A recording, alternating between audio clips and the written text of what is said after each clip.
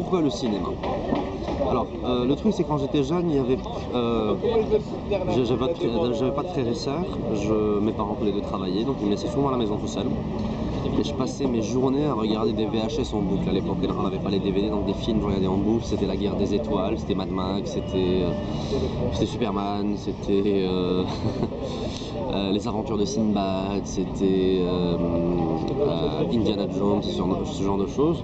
Et donc dans ma tête, je faisais partie de l'un de ces héros et je croyais que la vie c'était comme ça et que moi aussi j'allais devenir l'un de ces héros dans la vie. Mais bon, après, quand on commence à découvrir ce que c'est que la vie, etc., j'étais, on va dire, un petit peu déçu de ce que c'était. Il y avait les héros n'existaient pas et on va dire quoi, je sais pas, que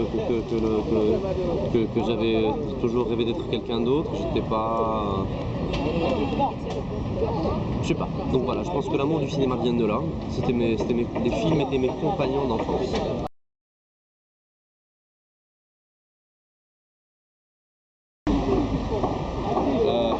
Alors, premier film que j'ai dû voir au cinéma. Franchement, j'ai la mémoire de Taxi Driver. Je me souviens d'être allé voir Taxi Driver au cinéma, c'était au milieu des années 80. J'étais enfant bien sûr, avec mon père. C'était au cinéma là, en face du lycée d'IET sur Boulevard Ziraoui. Et donc d'ailleurs j'ai une grande histoire avec cette salle de cinéma car j'y allais souvent, tout le temps, tous les mercredis après-midi, quand j'avais pas cours, parce que j'avais une carte pour y aller. Donc voilà, c'est Taxi Driver. Et je me souviens, étant gamin, en sortant de ce film-là, j'avais envie de faire la même coupe que Robert De Niro. Le Mohawk là. Donc ouais. Et d'ailleurs j'ai revu Taxi Driver récemment et bien sûr c'était pas la même ambiance, la même vision du film. Donc oui, c'est un film qui m'avait assez marqué. Bah, et c'est pas le seul d'ailleurs, il y en a eu plein de films. Matrix c'était la claque dans la gueule, fin des années 90. Tu vois un film de science-fiction comme ça et t'es... Comment est-ce qu'ils ont réussi à faire ça, les salopards? Et le premier opus de la série Matrix, ça c'était une claque dans la gueule. Ensuite, un autre film aussi qui m'a marqué, c'est Le Seigneur des Anneaux. Pour moi, techniquement, il y a toujours eu un après et un avant Matrix en ce qui concerne les films de science-fiction. Un avant et un après Seigneur des Anneaux en ce qui concerne les films en costume, les épopées, les films de cap et d'épée, etc. Parce qu'ils ont mis la barre super haut techniquement, artistiquement.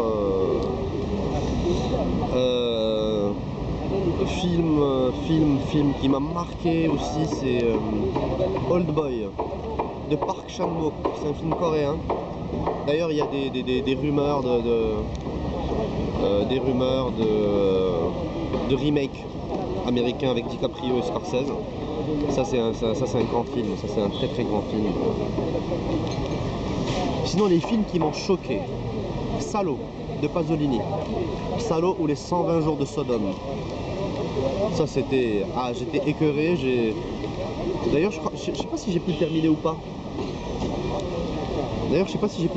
Ce film. Ouais, ça c'est un film qui m'avait choqué. Bien sûr, et tous les Fincher. The Game, c'était pas mal d'un point de vue narration. J'étais jeune aussi quand je l'avais vu pour la première fois. C'est là où j'avais découvert le twist au cinéma. C'était dans The Game de Fincher, Fight Club bien sûr. Donc voilà, ouais, je pense que j'ai fait un petit peu le tour.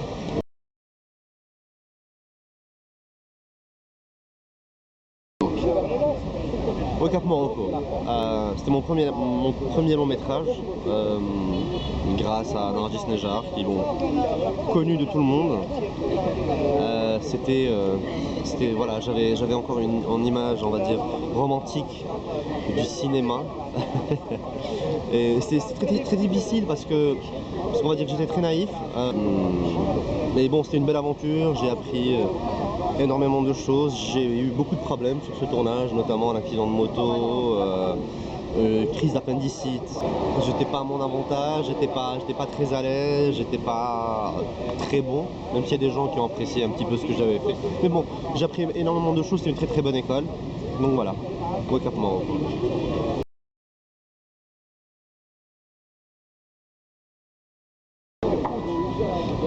Kandisha, c'était la première fois où j'avais un rôle, on va dire un rôle. Il n'y a pas de petit rôle, il n'y a pas de grand rôle, tous les rôles sont égaux, mais on va dire un personnage qui avait beaucoup de présence à l'écran. Et c'est avec des acteurs internationaux, il y avait Amira Kazar, Yam Abbas, Saïd Tagmaoui, David Carradine, etc., etc. Et là encore, j'avais un petit peu la trouille. Et donc ce qu'il faut savoir aussi, c'est que Kandisha s'est déroulé en deux parties pour moi. Donc la première partie, mon personnage était très en retrait, c'était plus un personnage informatif. Ensuite, un an plus tard, il y a Jérôme Cohen-Olivar, qui est le réalisateur, qui me propose de m'ajouter, de rendre mon rôle beaucoup plus consistant. Et donc il y a eu un reshoot, j'ai eu beaucoup de séquences et j'étais aussi beaucoup plus à l'aise. Pendant le temps de Kandisha, c'était moi qui avait bossé avec un réalisateur qui, on va dire, était romantique, mais pas dans le sens amoureux de la chose. C'était, voilà, il avait beaucoup de pression sur les épaules. Parce que bon, il y avait beaucoup d'argent en jeu, il y avait des obligations de faire des entrées, de distribuer le film à l'international, ce qui hélas n'est pas arrivé. Et donc voilà, on va dire, il était, je sais pas si c'était de la naïveté ou, mais aussi j'ai beaucoup appris et surtout avec Jérôme, on est devenus de très très bons amis après. Le film n'a pas eu le succès escompté, j'étais un petit peu déçu. Donc ça arrive un petit peu dans ce métier-là, quoi. La seule règle de ce métier, c'est que rien n'est sûr. Même quand on fait un film, même quand on tourne, on n'est pas toujours sûr qu'il va être distribué, on n'est pas toujours sûr qu'il va sortir, on n'est pas toujours sûr qu'il va voir le jour, mais bon, on fait de notre mieux. Et voilà.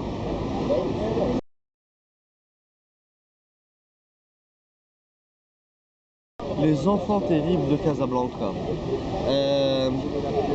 Alors j'ai fait ce film pour le personnage. C'était une sorte de héros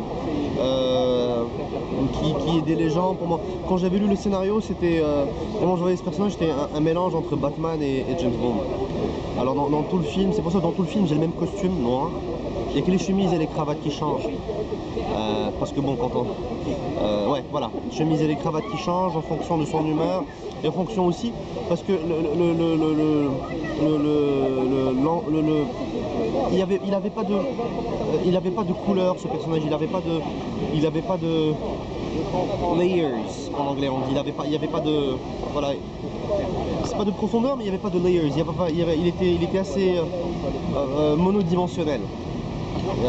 Et le seul truc que j'ai essayé de faire avec ça, c'est parce qu'il est toujours propre sur lui, et il n'y avait pas de conflit. Après ça, c'est pas mon problème, c'est un problème de scénario, d'écriture de personnage. Mais le seul truc que j'ai essayé de lui donner, c'est que j'avais pas envie que les gens sachent si j'étais gentil ou méchant. Pendant tout le film, on ne sait pas si je suis gentil ou méchant. C'est jusqu'à la fin on découvre que non, c'est vraiment quelqu'un qui est honnête, qui veut vraiment aider les autres, aider son prochain et un petit peu... Donc voilà, j'ai fait ce film pour le personnage parce que c'était une sorte de super-héros dans ma tête. J'avais des scènes de baston, mais les ont coupées parce que bon, nous, les garçons restent des garçons, hein, on a toujours envie de jouer à la guerre, de se battre, de conduire des voitures, même au cinéma. Et bon, heureusement qu'on fait des films et que ça nous permet de faire des choses qu'on n'arrive pas à faire dans la vie, ou qu'on ne doit pas faire dans la vie surtout. Non, voilà, c'était surtout le personnage, donc c'était plus... Les Enfants terribles de Casablanca, c'était plus des... Enfin, le film avait un autre titre aussi au début qui était Chronique blanche, que je préférais au titre final du film. Bon, vous venez de m'apprendre comme quoi on était 3e au box-office en 2010. C'est une bonne chose, je trouve, c'est bien. Voilà, c'était mon super-héros à moi, avec un autre film d'ailleurs, qui s'appelle Greb. Et ça, c'était vraiment la première fois où je jouais un super-héros, mais ça, c'était pas un film pour le cinéma, c'était pour la télé. Et d'ailleurs, là, des fois dans la rue, il y avait des petits garçons, quand ils me voient, ils commencent à m'appeler le Greb. C'était assez intéressant comme personnage aussi à jouer, donc on va dire que les deux personnages font partie de mes personnages préférés au jour d'aujourd'hui. El Garrab et Ilyes Ben Moussa, des enfants terribles notamment.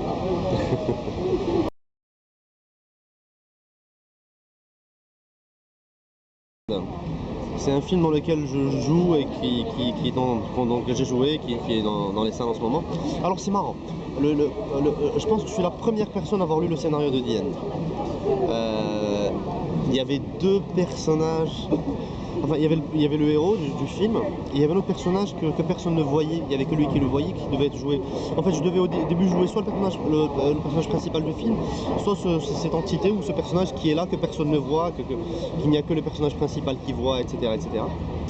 Et il y a eu plusieurs réécritures, plusieurs scénarios qui ont été... enfin plusieurs réécritures du film, mais bon, on va dire que le scénario c'est un petit peu épuré, devenu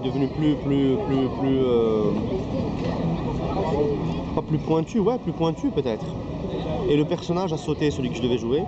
Ensuite, bon, Hicham, il avait le choix entre, je pense, 4 comédiens. On était en lice pour le rôle principal. Il a choisi Salah Ben Salah, et je comprends pourquoi, parce qu'ils ont fait plusieurs films ensemble, et c'était, on va dire, le choix évident. Et comme j'étais sur cette aventure, l'aventure de Diane depuis le début, ça me faisait chier de ne pas être au moins guest dans le film. Donc je l'ai dit à Hicham, je lui ai dit écoute, il faut absolument que je joue. Il me dit j'ai pas envie, je joue dans le film, et il m'a dit j'ai pas envie de te proposer un petit rôle. Et d'ailleurs je lui dis il n'y a pas de petit rôle, il n'y a que des petits acteurs, on a des petits acteurs ou des grands acteurs, il n'y a pas de petit rôle, ça n'existe pas, ça veut rien dire. D'ailleurs c'était Jérôme Cohen-Olivar qui m'avait appris ça, et après j'ai découvert que c'était une règle. Et donc voilà, il me dit voilà, il y a un personnage de soudeur, il est tout petit mais développe-le. J'aimerais bien que tu le développes, faisons ce que tu veux. Et ce qui est marrant, c'est que dans les gens quand ils voient ce film, bon, c'est une séquence qui dure 3 minutes. Il y a des amis à moi que je connais, des gens avec lesquels j'ai travaillé, qui ont vu le film mais qui ne m'ont pas reconnu. D'ailleurs, il y a une petite anecdote, il y a une actrice marocaine qui est partie voir le film et dit le personnage là qui joue le soudeur, il est très très bon, est-ce que tu l'as trouvé? En plus, il ressemble à Morad Zaoui, mais il joue mieux que lui. Ça, c'était pour la petite anecdote. Donc voilà, c'était la personne du soudeur, c'était pour moi la transformation physique. Et je pense que d'après le dire des gens, j'ai un petit peu réussi.